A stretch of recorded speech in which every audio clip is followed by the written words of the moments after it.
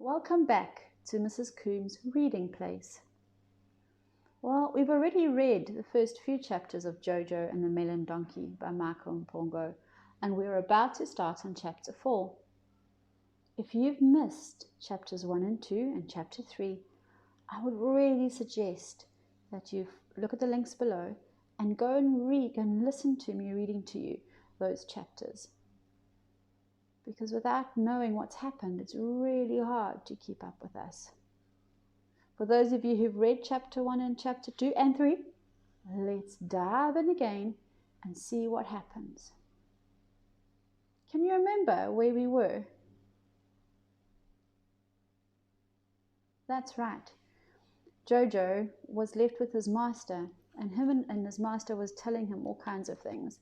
And there he was in his head thinking about different plans. And we were wondering whether he was going to go and see the Dodger's daughter. Because remember, just as she left, she was whispering in his ear and saying to him, "Come to the palace tonight and wait outside my window. I'll climb down and we'll run away together. Be there, Jojo. Don't fail me." So let's see what happens. We're going to start with chapter 4. Oh my gosh. What's happening? Look at those pictures. What's happened to the weather? Let's read. Jojo did not sleep that night. He was too excited. He waited until all was quiet and then went to work. In the black of the night, Jojo bit through the rope that tied him to his olive tree and made his way carefully through the sleeping village, down the road, and back into the city of Venice. It was a wild, wet, and windy night. No one heard Jojo hurrying through the empty streets, trotting over the little bridges, across St. Mark's Square, towards the Dodger's palace. Oh, look how much it's raining now. And then he heard the voices. At first he thought it must have been the wind whistling through the towers and spires of the city. But then he looked up. The 4 golden horses spoke as one, their voices just a whisper on the wind, but still clear. Little donkey, they said. Listen to us, little donkey. The sea is coming in. You must wake the people and warn them. Tell them to leave, little donkey. Do it quickly, or it will be too late. They will drown if you don't save them. Hurry, little donkey, hurry. Jojo galloped across the square until he reached the water's edge. He looked out over the lagoon. He could hear the waves rolling in towards him from the sea. He felt the water washing over his hooves and saw it running down over the stones and into the square behind him.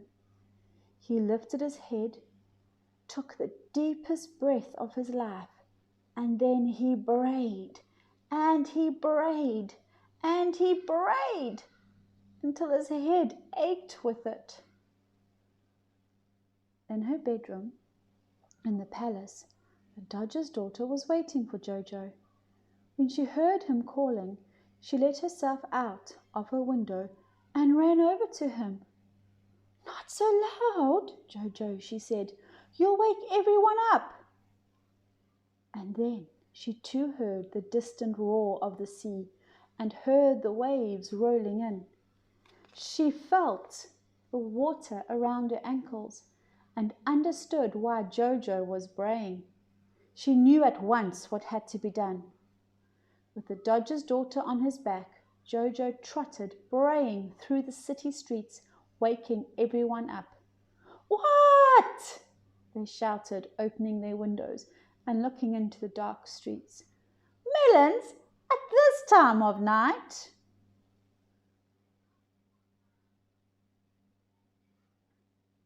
They're so used to hearing him call for melons. I suppose when they heard him braying, they thought, "Oh, it's melons again."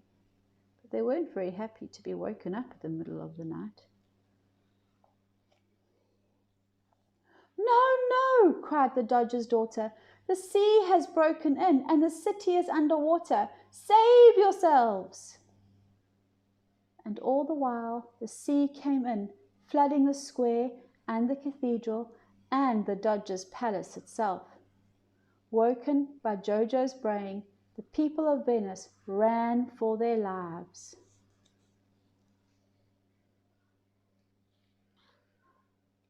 Jojo, the melon donkey, with Dodger's daughter on his back, guided the children and the old people to safety down the flooding streets.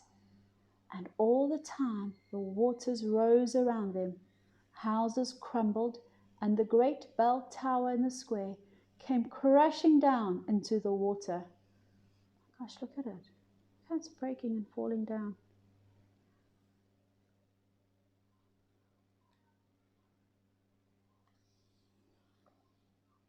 Chapter 5.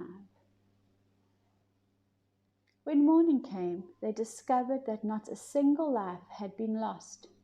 Jojo, the melon donkey, had saved the people of Venice, and they loved him for it. It was the people who asked the Doge to put up a statue, a golden statue of the melon donkey.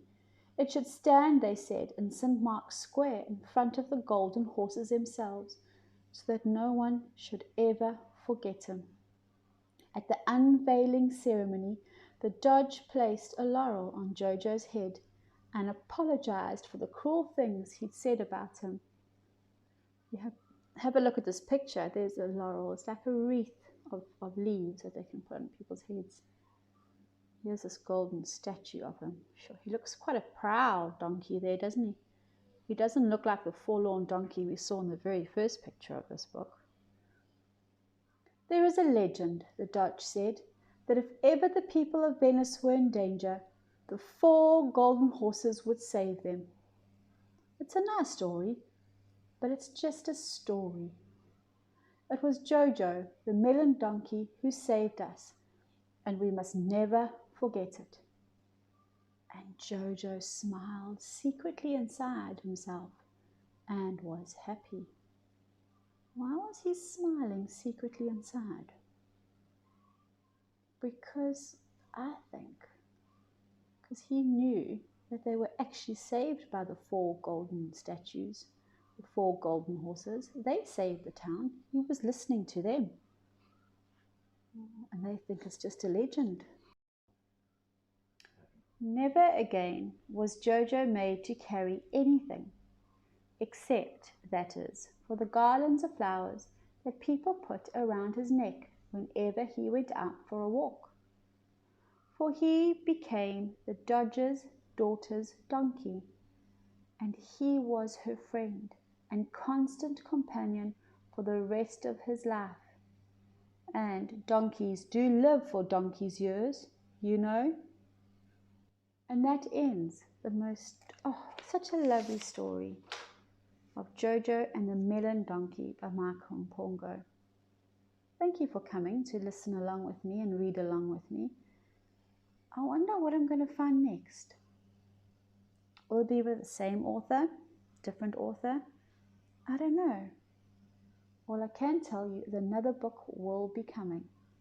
So either subscribe to the channel or keep your eye open to find out the next book that we are going to read together.